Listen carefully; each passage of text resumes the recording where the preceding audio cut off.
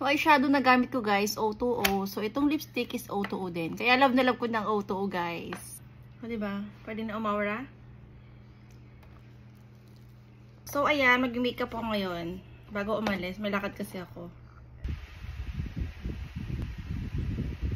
Nakikita nyo ba yung difference guys? Kapag ka naka-sunscreen. Ito yung may sunscreen guys. Ito yung wala. Lakas makaputi ng sunscreen, no?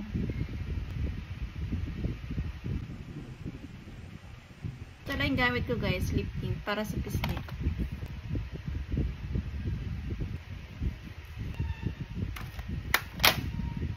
Kung tayo ng beauty milk. Ito yun guys. Iniinom ko to guys pagkagising or at least once a day. Umiinom ako nito. Maglagay tayo ng highlighter. Vice lang ang gamit ko guys sa highlighter.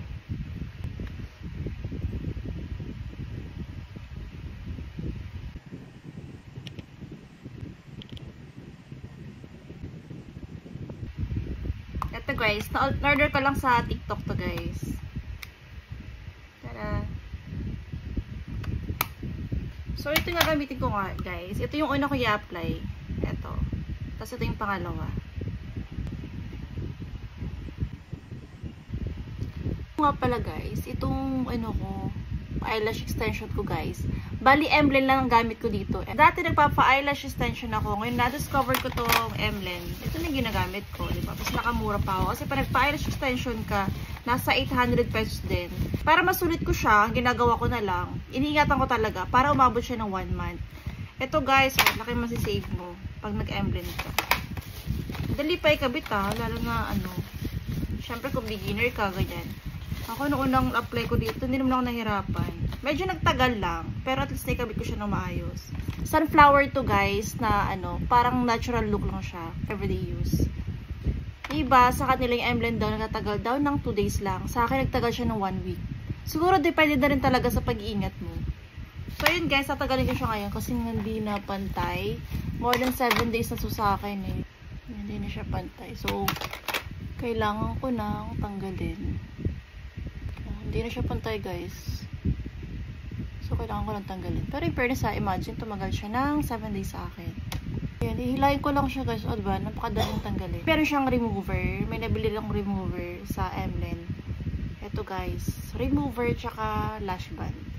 Yung remover guys, parang feeling ko hindi na siya kailangan. Kasi pag hinilang mo siya guys, napakadali lang tanggalin. O diba, hindi naman sumasama yung pilik mata mo eh. O diba, dali lang siya tanggalin. Para lang talaga kumapit yung eyelash, gagamitan mo muna ng eyelash band. Ito yun guys, eyelash band. Gagamitan mo siya ng eyelash band before mo maikabit yung eyelash extension.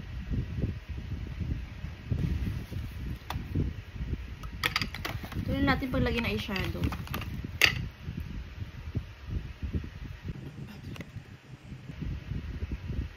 Get ready with me, Char.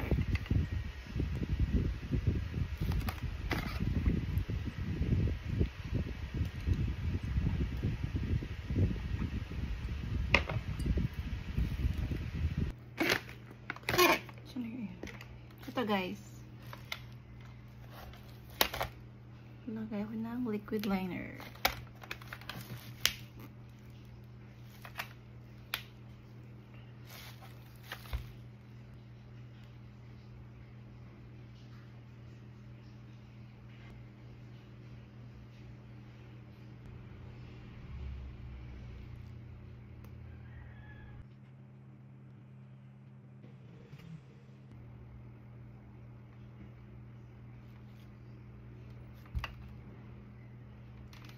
Okay na ba guys?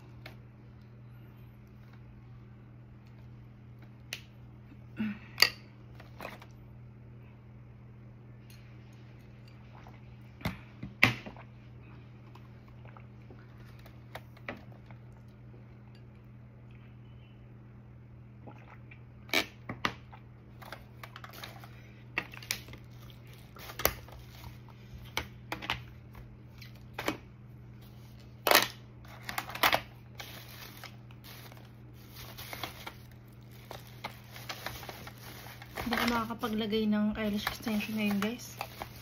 Ang oras na.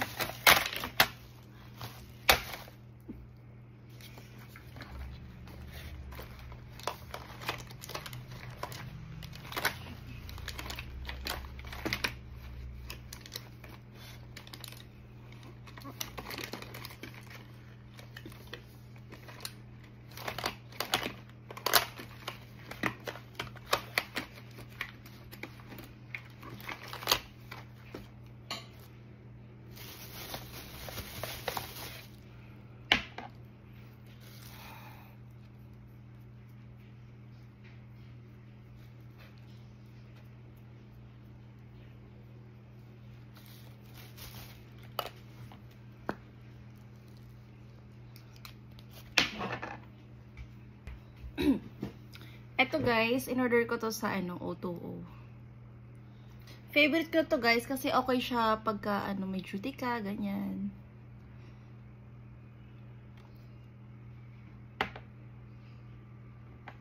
And O2O, ito yung number 15. Napakaganda niya guys kasi pag unang apply mo dito, creamy siya. And then pa nag-set siya ng mga ilang minutes, ayun. Ang ganda na, nagiging matte. Ito siya guys. Number 15 to guys. Ayan. Ito ba?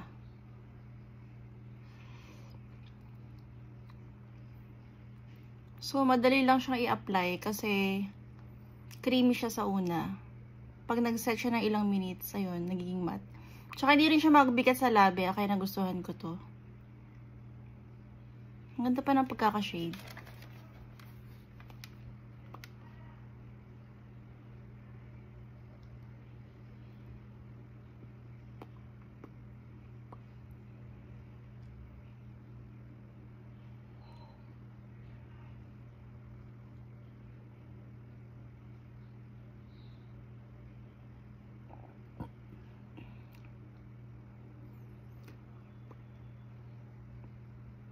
Oh, Pak, sino ka dyan? Maganda siya guys, kasi sa unang apply mo, creamy siya. So, may time ka pa ayusin. Diba? Ganyan mo siya. After mga ilang seconds, magiging matte na.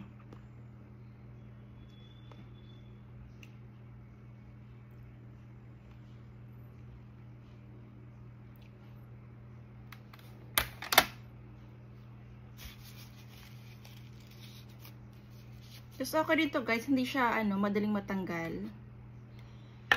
Hindi siya kumakapit sa sa baso. Iba kasi lipstick, 'di ba? Pagka inom mo, Diyos ko, naiiwan sa baso, nag-iiwan ng marka. Hindi yan. Nagiging matte na siya. Tsaka hindi siya mabigat sa labi, ha.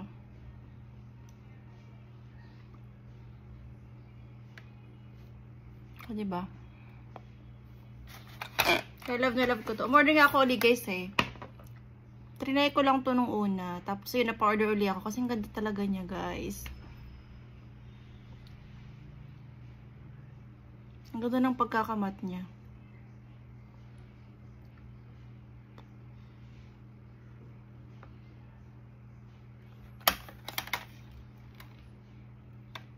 O, diba?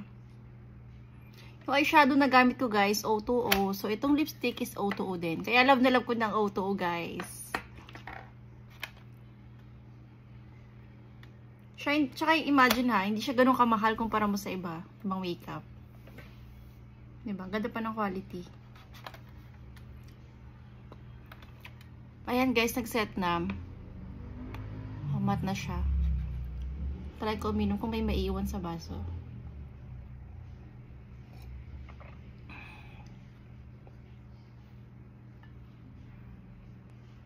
Diba guys, wala.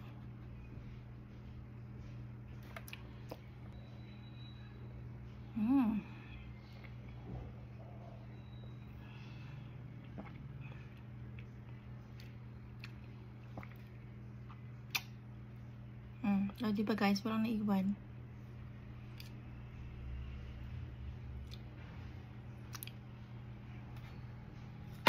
O, diba? Pwede na umawara. Siyempre, hindi kompleto ang alis natin pagka walang pabango.